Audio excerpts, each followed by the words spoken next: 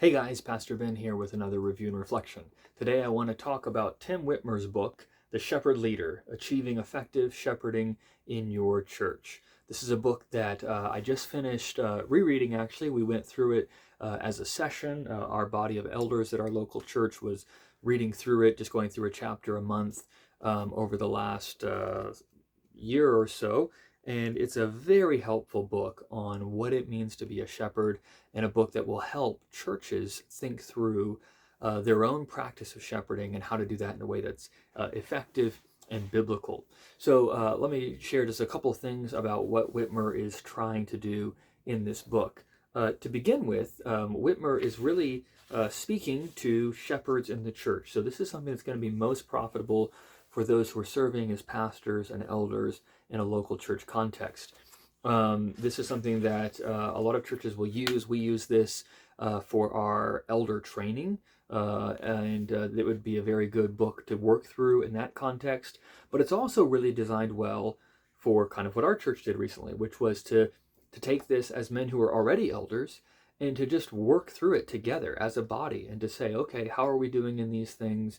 Where are some of our strengths? Where are some of our weaknesses? What are some things that we've maybe want to re-emphasize or reintroduce, or even just to kind of be encouraged to say, okay, here are some areas where by God's grace we're following the scriptures, and that's a wonderful experience. So he's really designed it to be something that you work through, either in elder training or as a session to think through your shepherding.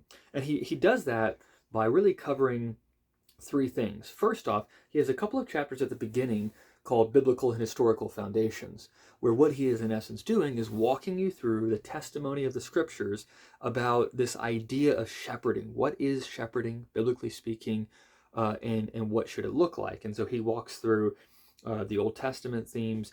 He walks through the New Testament unpacking of that, focuses us on God as our shepherd, right? Psalm 23, on Christ as our shepherd, right? John chapter 10, and says that's the model for us as human shepherds, that we are, as the Apostle Peter would put it later in his epistle, we are under shepherds, right? So the work that we do is not taking the place of God, but it is working alongside God, working under God, him being the chief shepherd, Christ being the chief shepherd, us being under shepherds. And so it's a very helpful kind of unpacking of those themes. Also, he walks through kind of a case for Presbyterianism, in essence, right? This book is published by P&R, Presbyterian and Reformed Publishing, and so he's writing as a Presbyterian, but he does a good job of writing to with thinking about people who may not be Presbyterians reading this book. So if you were a kind of non-denominational church or Reformed Baptist, Acts 29, anything like that, and had picked up this book, this would actually be a good book to kind of walk through the basics of Presbyterian polity with the lens on shepherding, right? There are other books you could read that would walk through kind of the structures and so forth, but he really gets into the heart of why it's so important to be elder ruled, right? That's what Presbyterian means, to be elder ruled, and he fleshes that out very helpfully from a biblical standpoint. He also talks about the crisis of shepherding that we have today, that this comes from both directions. On the part of the shepherds, there's a lot of what you see like in the book of Ezekiel, right? Where those who should be shepherding in Israel, those who should be shepherding in the church, have abdicated their responsibilities in different ways. And so there's kind of a call back to the shepherds to recover this lost work. There's also a bit of a challenge in terms of the flock or the sheep, that there's a lot of resistance to the idea of being shepherded. And so he talks about in chapter 4 what is biblical authority, how much authority do elders have, and you can fall off into either side of this ditch, right? Sometimes you can give elders too much authority and in an unbiblical way. But the other side of the ditch, which is probably more the tendency of our culture, is to say, you don't have any authority over me. Every Christian is kind of sovereign. Every individual is the standard. And the idea that there would be, people over us who can speak into our lives is something that is kind of, very countercultural.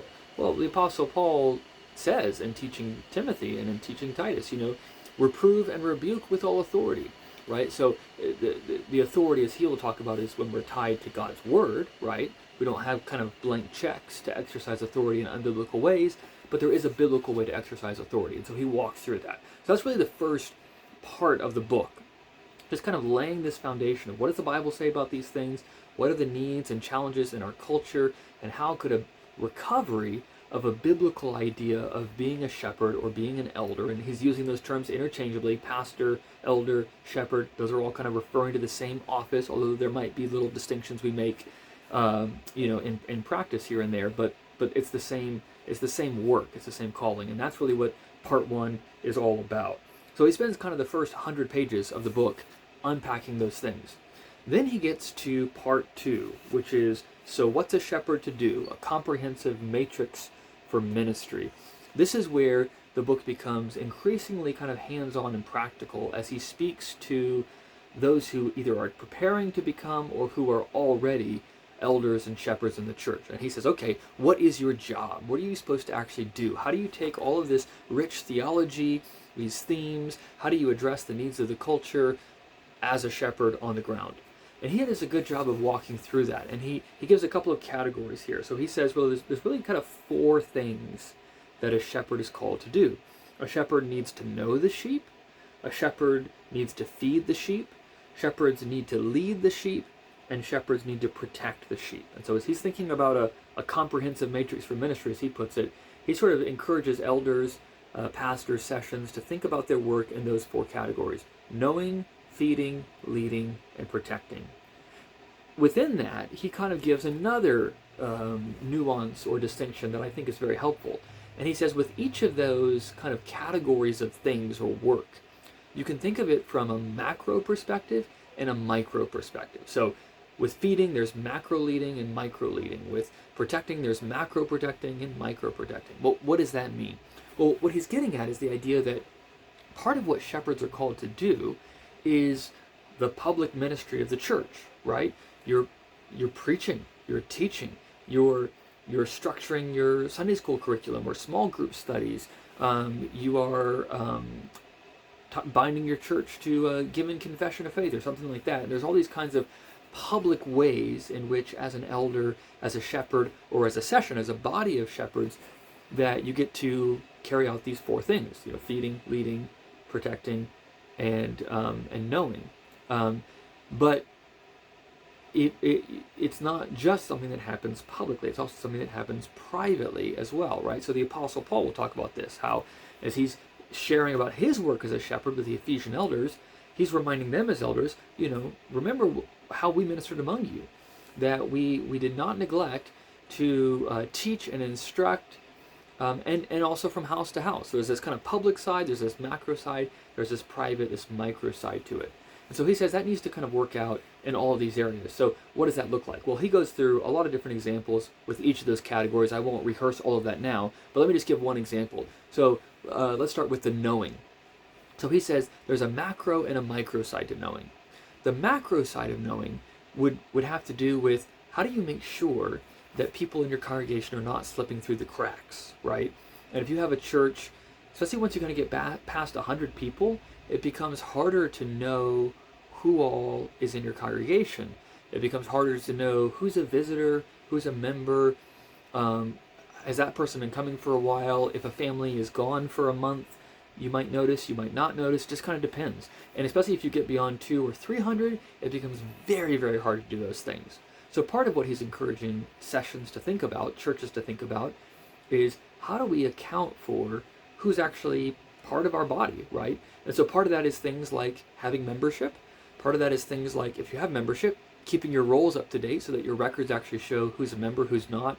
Could be things like taking attendance. Could be things like having shepherding groups so that every family in your congregation is assigned to a particular elder who's kind of intentionally looking for those. One elder can't keep track of 50 families, but one elder can probably keep track of 5 to 10 families, right? And help, have them over, call them on the phone, all of those kinds of things. So he sort of says that's the macro level, is thinking about those structural things to allow you to know your sheep.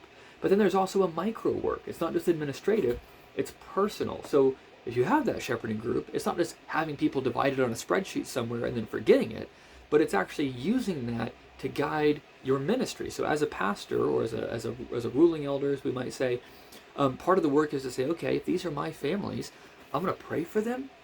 I'm going to reach out to them. Maybe that's email, maybe that's text, maybe that's a phone call, maybe that's chatting after church, maybe that's having them in my home, whatever it might be. But I'm looking to connect with those people. I want to know these sheep in a special and particular way, because that's part of the privilege and the responsibility that I have as a shepherd, right? And so he helps you think through those kinds of things. And he draws out similar examples with not only knowing, but also feeding, leading, and protecting. So that's really the second part of the book, walking through those 4 categories of ministry and helping you think through the macro and the micro aspects of each of those things.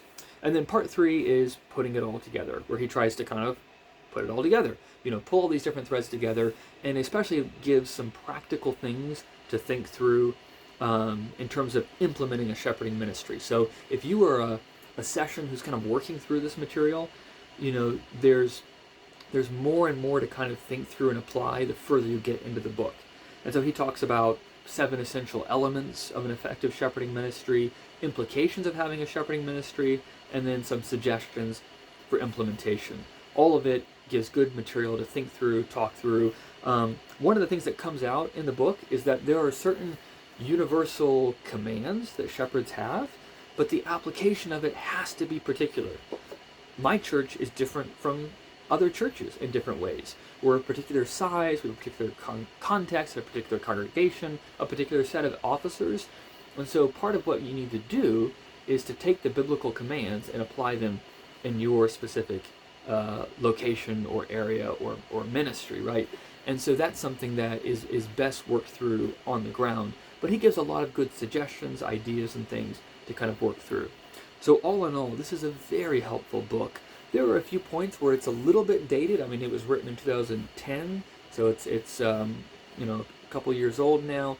But most of that comes out in I think there are more ways we have of being in touch with people than when he wrote this book, between emails and texts and all these kinds of things. And so I think there's actually a lot of resources for churches to use in implementing these ideas. But in many ways, the things he's talking about are timeless things. It's the biblical teaching on what it means to be a shepherd. It's giving practical advice on how to do that, how to pursue it. And so if you are either training, a pastor who's looking for something for elder training, officer training, or if you are an elder in a church or a pastor in a church, you're looking for something to help you think through your own work and role in a more biblical way, or if you're looking for something to work through, I think it'd be most helpful to work through as a session, as a group of brothers. Take the time to sit down, read through this book, talk through it, think through your ministry on the ground in light of these things. And I think doing that will really bless you as leaders to help you know what you're supposed to be doing and give you some ideas of how to do it, and will through you bless your church as you seek to be faithful shepherd leaders following the chief shepherd, Jesus Christ.